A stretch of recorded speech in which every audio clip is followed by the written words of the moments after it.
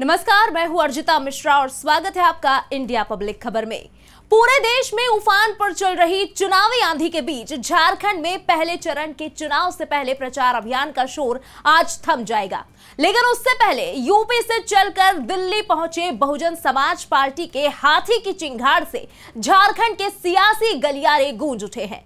Baspa supremo Mayawati ने झारखंड में कुछ ऐसा कर दिया है जिससे सत्ताधारी जेएमएम और कांग्रेस के गठबंधन वाले इंडिया अलायंस और बीजेपी के नेतृत्व वाले एनडीए गठबंधन की नींदें उड़ गई हैं और दोनों ही गठबंधनों के लिए चुनाव प्रचार के मैदान में वोटिंग से ठीक पहले उतरी बसपा सुप्रीमो मायावती का ये फ्यूरियस अंदाज काफी ज्यादा टेंशन बढ़ाने वाला साबित हो सकता है, क्योंकि बसपा सुप्रीमो मायावती के दमखम के साथ यहां जनता का भी बम्पर सपोर्ट बसपा को मिलता नजर आ रहा है, जिसका लाइव उदाहरण देखने को मिला झारखंड में बसपा सुप्रीमो के मेगा इलेक्शन कैंपेन के दौरान हुई जनसभा में।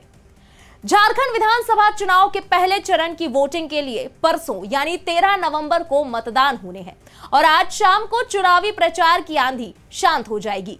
राजधानी रांची के साथ झारखंड में प्रथम चरण में 43 विधानसभा सीटों पर चुनाव प्रचार आज शाम 5 बजे थम जाएगा। चुनाव प्रचार के आखिरी दिन सियासी दल पूरी ताकत झोंकने जा रहे हैं और इसी कड़ी में बीजेपी, जेएमएम, कांग्रेस और आरजेडी के साथ बाकी पार्टियों के राष्ट्रीय से लेकर राज्य स्तरीय नेताओं का हर तरफ महाजुटान होगा। साथ ही झारखंड में स्टार प्रचारकों का जमावड़ा तो लगातार बना हुआ है, लेकिन इन सबके बीच हाल ही में बसपा सुप्रीमो मायावती ने झारखंड के चुनावी महादंगल में अपने पुराने अंदाज में विरोधी पार्टियों को ललकार दिया है। साथ ही कांग्रेस और बीजेपी पर ऐसे तीखे हमले किए हैं जिससे एक तरफ कांग्रेस और बीजेपी की रणनीति को तगड़ा झटका लगता दिख रहा है, तो वहीं दूसरी तरफ बसपा सुप्रीमो की जनसभा में जनता का उमड़ा हुजूम ये दर्शा रहा है कि झारखंड की जनता इस बार बसपा को भी विकल्प के तौर पर देख रही है। अपने बेबाक और स्पष्टवादिता के लिए जानी जाने वाली बतौर मुख्यमंत्री यूपी की 4 बार कमान संभाल चुकी बसपा सुप्रीमो मायावती अकेले दम पर झारखंड विधानसभा चुनाव के मैदान में उतरी हैं और इस बार चुनावी प्रचार के दौरान बसपा सुप्रीमो मायावती का एक बार फिर आक्रामक अंदाज देखने को मिला जब वो पलामू के हुसैनाबाद में अपने प्रत्याशी के लिए प्रचार करने पहुंची। इस दौरान एक रैली को संबोधित करते हुए बसपा सुप्रीमो मायावती ने जनता से अपनी पार्टी के उम्मीदवार शिवपूजन मेहता का सपोर्ट करने और उन्हें वोट देने का आग्रह किया, जो कि इससे पहले 2014 में भी बसपा के टिकट पर हुसैनाबाद से पहली बार निर्वाचित हुए थे।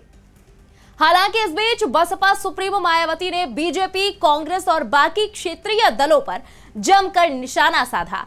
बसपा सुप्रीमो ने इन सभी पार्टियों पर अनुसूचित जाति, अनुसूचित जनजाति और अन्य पिछड़ा समुदायों को उनके उचित लाभ और खास तौर से आरक्षण से वंचित करने का आरोप लगाया। साथ ही उन्होंने यहां गठबंधन करने के सवालों पर से भी पर्दा उठाते हुए बड़ा बयान दिया है। बसपा सुप्रीमो मायावती ने कांग्रेस पर आरक्षण विरोधी नीति अपनाने का आरोप लगाते हुए कहा कि कांग्रेस आरक्षण खत्म करना चाहती है। राहुल गांधी भी विदेशों में इसका समर्थन कर चुके हैं। मायावती ने आरक्षण में वर्गीकरण पर भी नाराजगी जताई और कहा कि कुछ राज्यों में आरक्षण को वर्गीकृत किया जा रहा है, जिससे दलितों और आदिवासियों को आपस में लड़ाया जा रहा है। उन्होंने आगे आरोप लगाया कि कांग्रेस और भाजपा जैसी पार्टियां राजनीतिक लाभ के लिए आरक्षण व्यवस्था को कमजोर कर रही हैं। इन पार्टियों ने दलितों, आदिवासियों और पिछड़े वर्गों के हितों की अनदेखी की है। यही नहीं, बसपा सुप्रीमो मायावती ने कांग्रेस पर संविधान का पालन न करने का भी गंभीर आरोप लगाया। उन्होंने कहा कि कांग्रेस संविधान को सिर्फ दिखावा के लिए हाथ में उठाती है, लेकिन असल में उसका पालन नहीं करती। कहा कि कांग्रेस ने संविधान का सम्मान नहीं किया और लाल किताब को केवल घुमाने का काम किया। इस बीच बसपा सुप्रीमो मायावती ने बड़ा बयान देते हुए कहा कि झारखंड में बहुजन समाज पार्टी अकेले चुनाव लड़ रही है। ऐसी स्थिति में अगर बसपा को किसी का समर्थन करने की बात आई तो पार्टी फ्री में किसी का समर्थन नहीं करेगी। कई बार देखा गया है कि बहुजन समाज पार्टी किसी दूसरे के साथ गठबंधन करती है तो दलितों का वोट उनकी पार्टी के पक्ष में चला जाता है, लेकिन उस पार्टी का वोट बसपा के पक्ष में नहीं आता। वहीं बसपा सुप्रीमो मायावती ने जनसभा को संबोधित करते हुए आगे कहा कि आदिवासी दलित मजबूरी में नक्सली बने थे। उनके पास रोजगार और अन्य सुविधा होती तो वो नक्सली नहीं बनते। उत्तर प्रदेश के सोनभद्र के इलाके में भी आदिवासी है, वहां बदलाव हुआ है जिस कारण वहां के आदिवासी और अन्य वर्ग नक्सली नहीं बने थे। अब यहां बसपा सुप्रीमो के भाषण पर गौर करें तो उन्होंने खासकर कांग्रेस को अपने पूरे भाषण में जमकर टारगेट किया। खासकर अमेरिका में राहुल गांधी के आरक्षण हटाए जाने को लेकर दिए गए बयान पर बसपा सुप्रीमो मायावती ने एक बार फिर निशाना साधा है। इससे पहले भी बसपा सुप्रीमो राहुल गांधी के बयान पर आपत्ति दर्ज करा चुकी है। बसपा सुप्रीमो ने सिलसिलेवार कई पोस्ट करके कांग्रेस और राहुल गांधी को आड़े हाथों लिया था। इस पोस्ट में उन्होंने लिखा था कि केंद्र में काफी लंबे वक्त तक सत्ता में रहते हुए कांग्रेस पार्टी की सरकार ने ओबीसी आरक्षण को लागू नहीं किया और ना ही देश में जातीय जनगणना कराने वाली यह पार्टी अब इसकी आड़ में सत्ता में आने के सपने देख रही है। इनके इस नाटक से सचेत रहें, जो आगे कभी भी जातीय जनगणना नहीं करा पाएगी। आपको बता दें कि लोकसभा में नेता प्रतिपक्ष राहुल गांधी ने अमेरिका में जॉर्ज टाउन यूनिवर्सिटी में छात्रों के सवालों का जवाब देते हुए आरक्षण को लेकर बड़ा बयान दिया था। उनसे जब यह पूछा गया कि जाति के आधार पर भारत में आरक्षण कब तक जारी रहेगा, तो इस पर राहुल गांधी ने कहा था कि कांग्रेस आरक्षण खत्म करने के बारे में तब सोचेगी जब देश में निष्पक्षता होगी। फिलहाल देश में ऐसी स्थितियां नहीं है। तो वही बसपा सुप्रीमो ने अपने इस भाषण में ये बात भी एक बार फिर दोहराई कि बसपा अब समर्थन देने की स्थिति में भी किसी के साथ गठबंधन यूं ही नहीं करेगी।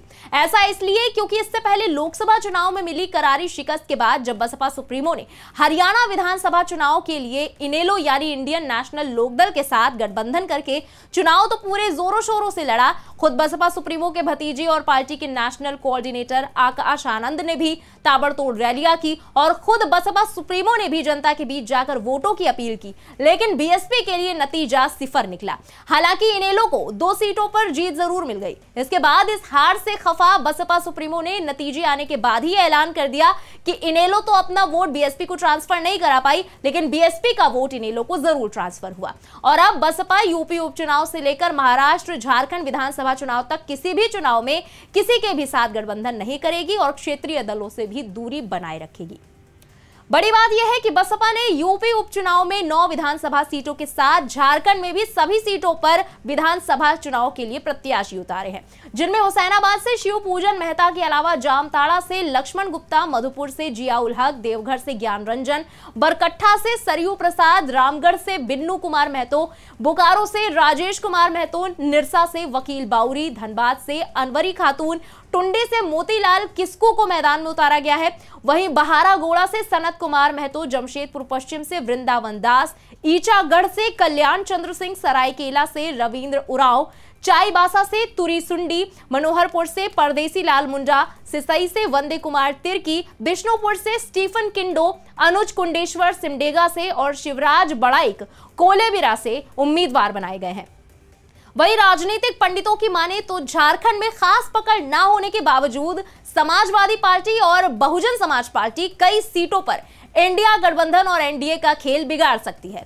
वजह यह है कि टिकट न मिलने पर पिछली बार चुनाव लड़े नाराज एनडीए या फिर इंडिया गठबंधन के नेता को सपा बसपा ने अपना प्रत्याशी बनाया है। बात करें बसपा की तो जिस सीट पर अपने प्रत्याशी को लेकर बसपा सुप्रीमो ने यह धुआंधार प्रचार अभियान किया, उस हुसैनाबाद सीट पर बहुकोणीय मुकाबला माना जा रहा है। एनसीपी छोड़कर कमलेश सिंह बीजेपी से यहां चुनाव लड़ रहे हैं, तो यहां इंडिया गठबंधन की ओर से आरजेडी के संजय कुमार सिंह यादव उम्मीदवार हैं। इसके अलावा बीजेपी के बागी विनोद सिंह और आजसू छोड़कर बसपा से पूर्व विधायक कुशवाहा शिवपूजन मेहता भी मजबूती से चुनाव लड़ रहे हैं। इसके साथ ही भवनाथपुर सीट पर बीजेपी के सिटिंग एमएलए भानु प्रताप शाही और जेएमएम के अनंत प्रताप देव के बीच सीधा मुकाबला है।